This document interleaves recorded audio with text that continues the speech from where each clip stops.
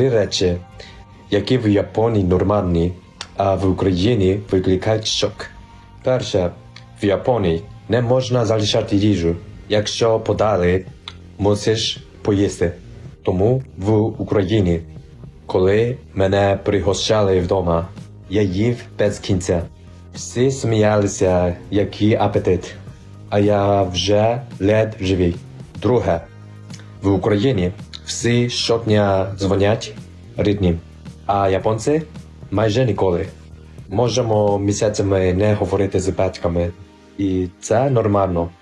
Третє, в ресторані ми не почнемо їсти, поки всім не принесуть, особливо старшим.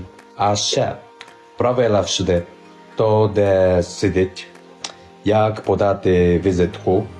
Іноді здається, що ми живемо по інструкції. То як ви думаєте, дисципліна – це добре чи просто кайдани?